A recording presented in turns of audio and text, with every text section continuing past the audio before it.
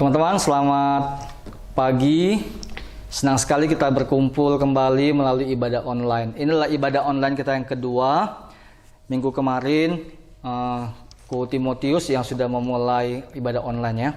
Saya rindu biarlah sekalipun kita berada di rumah saja, khususnya karena sudah sekian waktu kita tidak pernah ada ibadah online komisi remaja. Maka saya dan Ko Timotius rindu kita boleh beribadah bersama, melakukan ibadah online, dan puji Tuhan. Tuhan menyediakan peralatan, menyediakan teknologi yang bisa kita gunakan. Mari sebelum kita beribadah, saya rindu kita sama-sama berdoa terlebih dahulu. Kita berdoa ya. Bapa di surga, kami bersyukur di hari Sabat ini, di hari perhentian, kami boleh beribadah sekalipun sifatnya online. Tentunya kami berharap di waktu-waktu mendatang ketika Engkau telah memulihkan bangsa dan negara ini, kami boleh berkumpul bersama, beribadah bersama di gedung gereja. Tetapi sekalipun demikian, sebagai gereja kami menyadari dimanapun kami beribadah, dimanapun kami berada, ketika hati kami menyatu untuk memuji, memuliakan nama Tuhan, itulah gereja. Bapak, kami mau beribadah, kami mau belajar firman, persiapkan hati kami boleh belajar kebenaran firman, dan kiranya ketika kami menghadapi satu pergumulan yang paling signifikan, berbicara soal teknologi, kami sebagai remaja-remaja boleh mengambil sikap yang benar, mengambil sikap yang tepat untuk melihat sejauh mana teknologi digunakan, apakah menjadi sebuah struggles, menjadi sebuah pergumulan, atau teknologi bisa digunakan untuk hormat kemuliaan bagi nama-Mu. Terima kasih Tuhan, berkati ibadah kami. Di dalam nama Tuhan Yesus kami berdoa. Amin. Teman-teman, saya rindu kita angkat satu pujian yang berjudul Bejana-Mu, sebab kita diciptakan untuk menjadi bejananya Tuhan. Bahkan seumur hidup kita terus-menerus diproses, dibentuk oleh Tuhan. Mari sama-sama kita angkat pujian Bejana-Mu.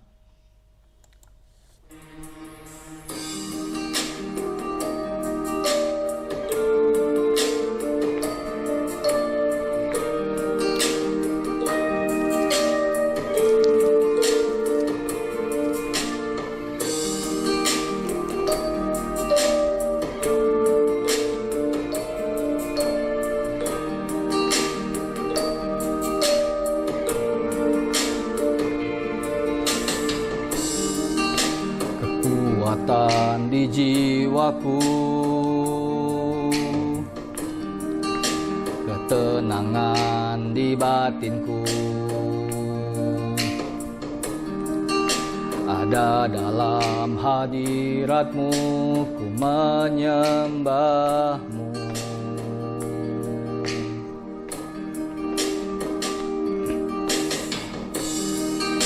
Tersungkurku di kaki-Mu, rasakan hadirat-Mu.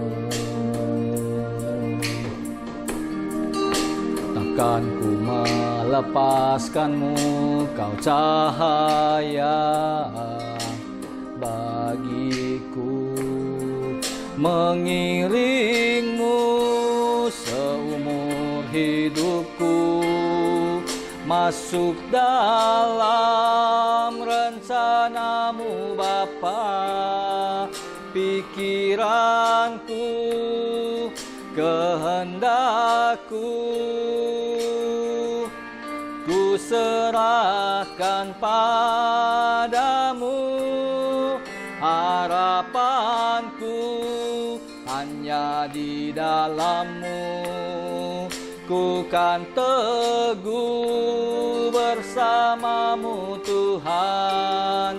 Jadikanku bejana-Mu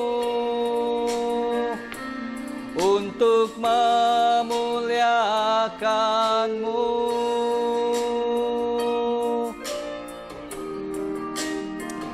Teman-teman, biarlah pujian ini menjadi seruan, menjadi doa kita di hadapan Tuhan, sebab benar kita adalah bejana yang terus-menerus rindu dibentuk, disesuai dengan kebenaran firman Tuhan.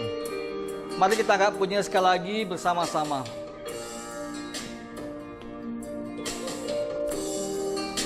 kekuatan di jiwaku, ketenangan di batinku. Ada dalam hadirat-Mu, ku menyembah-Mu.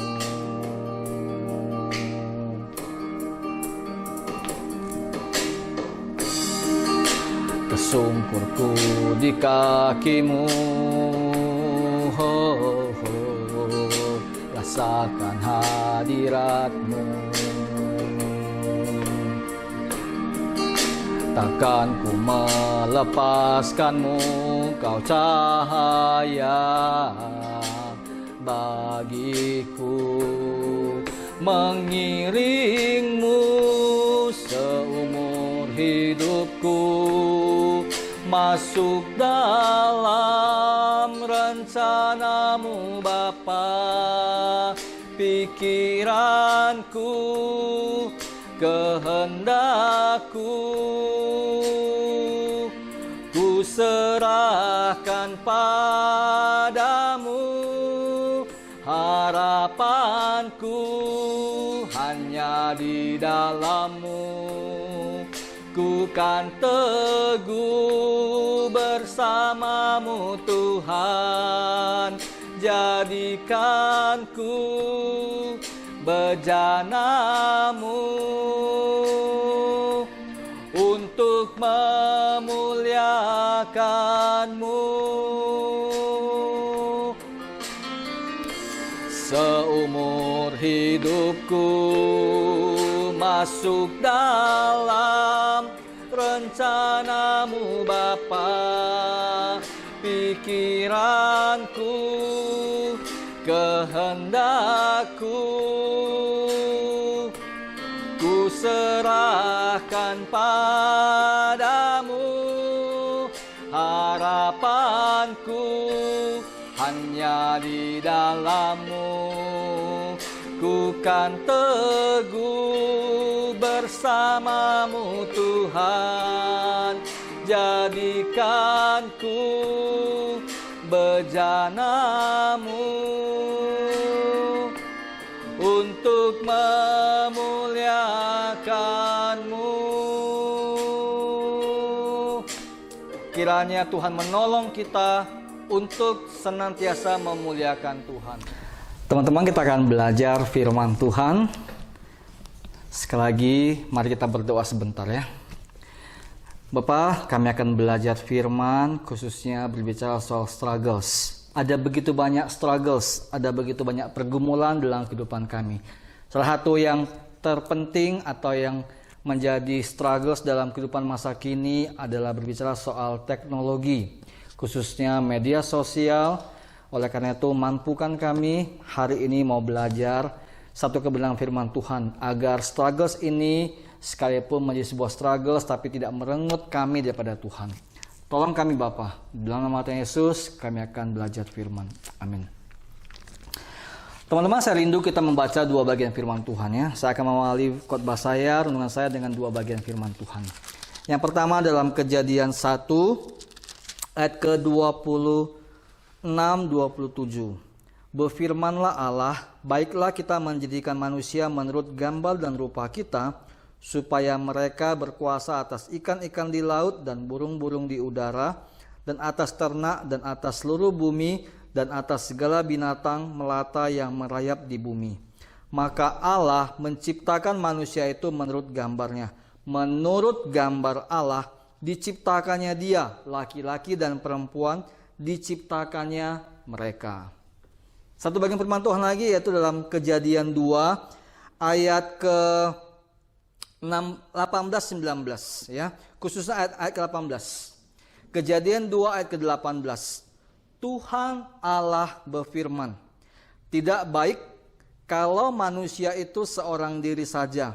Aku akan menjadikan penolong baginya yang sepadan dengan dia. Sedemikian jauh pembacaan firman Tuhan. Berbahagialah kita yang dapat membaca firman, merenungkan firman, terlebih khusus kita menjadi pelaku-pelaku firman. Teman-teman, semenjak beberapa waktu belakangan ini ya, secara khusus ketika kita harus belajar di rumah, beribadah di rumah, bekerja di rumah gitu ya. Khususnya teman-teman karena masih dunia sekolah ya, belajar di rumah, mau nggak mau sebagian besar di antara kita tentunya sangat akrab dengan teknologi.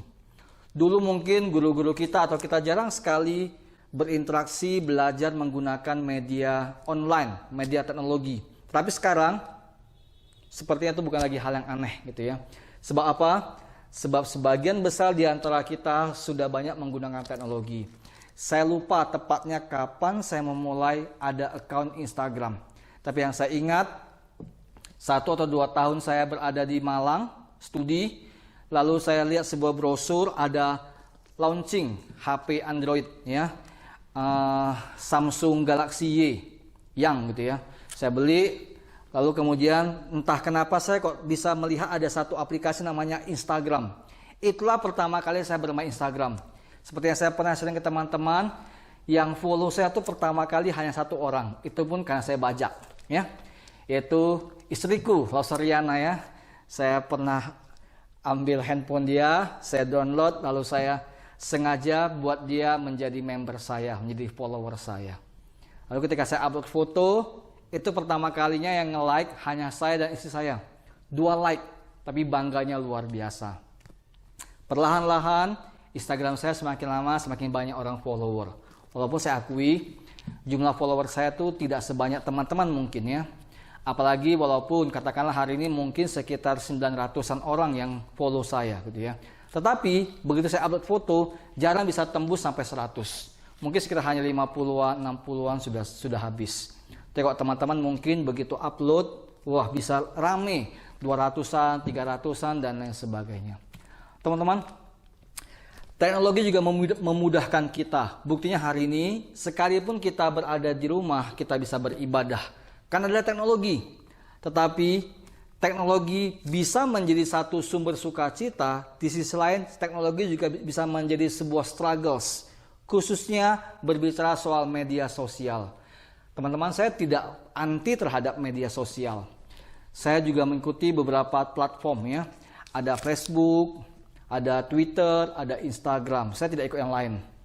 Tetapi platform ini saya gunakan untuk bersosialisasi seperlunya, bukan berlebihan. Baru dalam minggu ini saya kembali ngecek, mengaktifkan kembali Facebook saya. Kalau teman-teman melihat seolah-olah saya hampir saya aktif di Facebook, sebenarnya tidak. Karena apa yang saya upload di Instagram itu saya linkkan dengan Twitter saya. Lalu Twitter saya linkkan dengan Facebook saya. Sehingga saya lupa pasti, mungkin udah setahun lebih Facebook saya itu sebenarnya tidak pernah lagi aktif.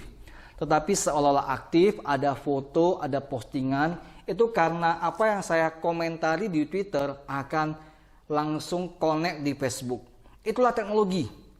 Teman-teman bayangkan misalnya ada seorang ibu sendirian di ruang bersalin, tetapi begitu banyak orang yang ikut deg-degan, begitu banyak orang yang ikut merasakan sukacita. Sebab apa? Sebab sang ibu ternyata tidak sendirian. Ada suaminya yang memposting, mungkin pakai Facebook Live Story atau WA Story atau IG Story, sehingga kakek nenek yang ada di rumah, tantenya, atau abang kakaknya yang ada di rumah tetap bisa merasakan ada nuansa getah-getir, sukacita dan lain sebagainya. Itulah kemajuan teknologi. Teman-teman tahu, teknologi bisa menjadi sebuah struggles bagi saya itu adalah karena apa? Hari ini saya yakin banyak di antara teman-teman yang ketika menggunakan teknologi lagi suntuk gitu ya, buka Instagramnya, klik, like. Klik, like. Tutup. Baru mau pejamkan mata karena ngantuk, terpikir, kok bisa ya dia cantik ya? Kok hidupnya enak ya? Pikiran-pikiran ini pernah nggak teman-teman rasakan? Muncul ketika kita sudah melihat Instagram orang, Facebook orang, foto orang, dan lain sebagainya. Pernahkah teman-teman merasakan pergumulan ini? Pernahkah teman-teman merasakan kok hidup orang itu lebih enak dibandingkan hidup saya? Sebab apa? Apa yang kita upload di media sosial, apa yang kita tampilkan di media sosial kita, seolah-olah itu adalah hidup yang begitu sempurna. Dampaknya apa teman-teman? Kita bergumul kalau ketika melihat hidup kita tidak seperti itu. Kita bergumul kenapa hidupnya lebih baik dibandingkan hidup saya. Padahal apakah yang ada di Facebook, apakah yang ada di Instagram, apakah yang ada di Twitter, atau yang ada di apapun itu di media sosial mereka adalah sebuah realita atau sebenarnya hanya sebuah polesan agar terlihat seolah-olah hidupnya begitu sempurna. Teman-teman, struggles apa lagi, pergumulan apa lagi yang kita temukan ketika kita berbicara soal media sosial? Hari ini saya berpikir, atau teman-teman pernah nggak berpikir demikian? Saya dulu pernah mengalaminya. Ketika pertama kali saya upload foto di Instagram, aduh, yang lain tuh bisa sampai puluhan, ratusan gitu ya. Kok saya punya hanya satu? Itu pun satu karena saya sendiri yang nge-like. Akhirnya saya bajak Instagram istriku, baru saya buat 2. Atau teman-teman ketika melihat sesuatu, orang posting sesuatu langsung besar, langsung jumlah like-nya. Misalnya contoh ya, orang tuh hanya nge-like gini, lagi makan di Pizza House, atau lagi makan Pizza Hut bersama dengan keluarga, upload. Gak lama kemudian, dalam jangka waktu 5-10 menit, orang yang nge-like sudah puluhan. 1 jam itu udah ratusan. Ada yang komentar, apalagi kalau ceme-ceme yang cewek-cewek, wah pasti tuh. Kebanyakan yang komentar siapa? Mungkin cowok-cowok, para tisyung ya. Wah cantik gitu ya. Atau kalau cewek ngomong, hai Cin, kamu cantik ya. Apa jawaban cewek-cewek? Biasanya apa jawabannya? Enggak lah, kamu lebih cantik. Padahal sebenarnya ketika ketik gitu, hatinya senang. Aku dipuji cantik. Tapi pura-pura merendahkan hati. Enggak lah, kamu lebih cantik. Teman-teman tahu, hal-hal seperti ini menjadi sebuah struggles, menjadi sebuah pergumulan. Tanpa kita sadari, citra diri kita, harga diri kita terbentuk dari mana? Jumlah like di dalam postingan kita. Atau hal lain yang bagi saya menjadi sebuah struggles adalah apa? Ketika berbicara soal media sosial. Teman-teman, bisa jadi kita punya jumlah friends di Facebook. Bisa jadi kita punya jumlah follower di Instagram, di Twitter, atau di media sosial apapun. Itu jumlahnya ratusan. Tapi pertanyaan saya, pernahkah teman-teman merasakan apakah dengan banyaknya orang yang nge-like kita atau banyak jumlah follower kita itu adalah sebuah realita? Saya menemukan bisa jadi seseorang itu punya jumlah friends yang begitu banyak, tetapi ketika dia sedang mengalami pergumulan, ketika dia sedang sendirian, apakah friends yang jumlah ratusan itu semuanya akan memukul pundaknya sambil berkata, ada apa dengan kamu? Mari aku tolong. Apakah engkau membutuhkan sebuah pelukan hangat? Apakah engkau ingin menangis di bahuku? Ada. Teman-teman, jumlah friends yang banyak itu ternyata hanyalah sesuatu yang sifatnya semu. Hanyalah sesuatu yang sifatnya tidak realita. Apakah ini yang kita cari? Apakah ini yang membuat kita jadi menemukan jati diri kita? Teman-teman, media sosial bisa menjadi sebuah struggles, bisa menjadi sebuah pergumulan ketika media sosial itu menyatakan atau membentuk citra diri kita. Kita berusaha menampilkan yang terbaik, kita berusaha menampilkan yang paling perfect, padahal di balik semuanya itu hidup kita tidak pernah sempurna. Saya pernah mengalami pergumulan sama dengan teman-teman. Saya pernah mengalami hal yang sama dengan teman-teman. Rindu kalau boleh begitu posting sesuatu langsung segera banyak nge-like. Kenapa? Karena kita memiliki sebuah asumsi, sebuah pemikiran, semakin banyak orang nge-like, artinya apa yang saya buat itu sesuatu yang menarik. Ketika semakin banyak orang yang follow saya, yang menjadi friend saya, atau ketika semakin banyak orang yang nge-like postingan saya, berarti saya disenangi. Saya famous, gitu ya. Saya pansos, panjat sosial, bangganya luar biasa.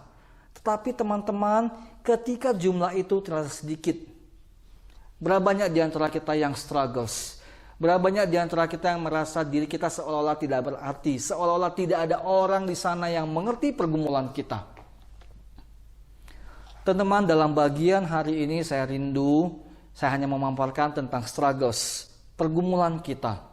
Saya rindu teman-teman belajar citra diri kita bukan terbentuk dari seberapa banyak orang yang nge-like postingan Instagram kita. Seberapa banyak jumlah friends yang kita punya. Seberapa banyak jumlah orang yang follow media sosial kita. Dan jangan sampai kita memiliki sebuah konsep, sebuah jati diri yang terbentuk karena orang nge-like, maka orang suka sama saya. Padahal belum tentu juga. Atau teman-teman pernah berpikir seperti ini enggak? Orang follow saya, belum tentu saya follow dia. Kita friends. Tapi friendsnya sifatnya semu. Atau saya follow dia, belum tentu dia follow saya. Atau ada juga yang kayak saya follow dia, dia follow balik saya. Tetapi apakah itu menjadi sebuah friends yang benar-benar real? Pernahkah teman-teman atau sekarang lah misalnya teman-teman kamu lagi ulang tahun, temanmu hanya ngomong gini, "Hai, happy birthday ya." Itu apakah itu memuaskan hasrat kita? Teman-teman, Alkitab berkata kepada kita tuh diciptakan, jati diri kita tuh adalah imago Dei, gambar dan rupa Allah. Allah berkata, maka Allah menciptakan manusia itu menurut gambarnya. Menurut gambar Allah diciptakannya dia, laki-laki dan perempuan diciptakannya mereka. Jati diri kita tuh terbentuk bukan apa yang ada di media sosial. Bukan berdasarkan jumlah like yang kita dapat. Bukan berdasarkan berapa banyak follower yang kita miliki. Bukan berdasarkan berapa banyak jumlah friends di media-media sosial kita. Tetapi citra diri kita adalah gambar dan rupa Allah. Dan jangan lupa, ketika berbicara soal struggles, pergumulan kehidupan kita, Allah tahu semua jumlah friends, jumlah follower, orang-orang yang nge-like kita, belum tentu mereka adalah indeed friends, teman yang sejati. Atau hari ini adalah disebut sebagai sahabat. Sebab apa? Sebab seorang sahabat itu bukan sekedar ngomong happy birthday, tetapi seorang sahabat yang hadir. Ketika kita berkumpul, ada touching, ada pelukan hangat, ada sentuhan di pundak. Saya yakin itu lebih berharga dibandingkan cuma sekedar mendapatkan sebuah WA yang ngomong, "Martin, happy birthday ya. Goldwyn, selamat ulang tahun ya. Angela, selamat ujian ya." Tapi coba teman-teman bayangkan ketika suatu hari teman-teman buka pintu, ada teman kita yang membawa sebuah lilin sambil menyanyi happy birthday to you. Mana lebih punya kesan? Mana lebih punya makna? Teman-teman, media sosial memang membuat komunikasi semakin singkat. Saya akui. Tetapi media sosial itu hanya sebuah alat. Tidak bisa menggantikan relasi kita yang sesungguhnya. Kita diciptakan untuk berinteraksi satu dengan yang lain. Bonding yang diciptakan oleh media sosial tidak sekuat bonding yang diciptakan dengan kehadiran fisik secara pribadi. Oleh karena itu, di dalam sesi pertama ini, saya hanya ingin teman-teman belajar, mari struggles, berbicara soal pergumulan berkaitan dengan media sosial. Kita akan belajar, jati diri kita adalah gambar dan rupa Allah. Jadi jati diri kita terbentuk bukan berdasarkan jumlah like di dalam postingan kita. Tetapi jati diri kita adalah gambar dan rupa Allah yang diciptakan seturut serupa dengan petanya Allah. Dan hal yang penting yang nantinya saya akan bahas di minggu depan adalah apa? Hari ini kita banyak belajar menjadi seorang yang FOMO. Apa tuh FOMO? Minggu depan saya bahas. Ya. Sampai sini sharing saya, semoga memberkati teman-teman. Mari kita berdoa. Bapa di surga, terima kasih untuk hari ini kami mau belajar ketika kami menggunakan media sosial. Seharusnya itu menjadi sesuatu yang membuat kami semakin hari semakin mudah dalam bersosialisasi. Tetapi sebenarnya ketika berbicara soal media sosial, ketika berbicara soal kemajuan teknologi, ada banyak struggles, ada banyak pergumulan yang terbentuk atau dibentuk berdasarkan daripada media sosial ini. Ada kalanya kami menjadikan jati diri kami itu terbentuk berdasarkan jumlah like. Kami gelisah ketika melihat postingan orang-orang di sana yang kelihatannya hidup mereka begitu sempurna. Padahal bisa jadi Tuhan adalah sesuatu yang maya. Bisa jadi itu adalah sesuatu yang sebenarnya bukan realita. Hanya untuk ditampilkan seolah-olah hidupnya perfect, hidupnya sempurna. Di balik semuanya itu mungkin ada derai air mata, ada pergumulan, ada kesusahan yang dia tidak publikasikan. Kami juga rindu Tuhan agar kami juga belajar kalau kami punya kesempatan. Sekalipun hari ini kami mungkin tidak bisa bersentuhan fisik secara langsung, ada physical distancing. Tetapi media sosial yang sebenarnya sesuatu yang netral, boleh kami gunakan untuk membangun sebuah bonding yang kelak. Kalau kami boleh bertemu secara fisik, kami akan bonding yang telah kami bangun itu dapat lebih akrab lagi, lebih dekat lagi. Terima kasih Bapa, terpujilah namamu. Di dalam nama Tuhan Yesus kami berdoa. Amin. Teman-teman, kita boleh mengumpulkan persembahan. Teman-teman boleh transfer ke link ini gitu ya, ke nomor rekening ini. Atau nanti kalau kita sudah bisa bertemu kembali, teman-teman boleh ambil bawa persembahannya untuk kita persembahkan ke gereja. Saya berharap nanti kita akan segera punya QRIS ya, QR. Jadi teman-teman yang punya GoPay, yang punya OVO, yang punya Dana, atau punya apapun, itu bisa scan barcode untuk mengirimkan atau mempersembahkan persembahan teman-teman. Mengapa kita memberikan persembahan? Sebab pelayanan Tuhan tentunya membutuhkan dukungan kita, baik secara dana maupun secara doa. Selamat hari Minggu, Tuhan Yesus memberkati. Shalom.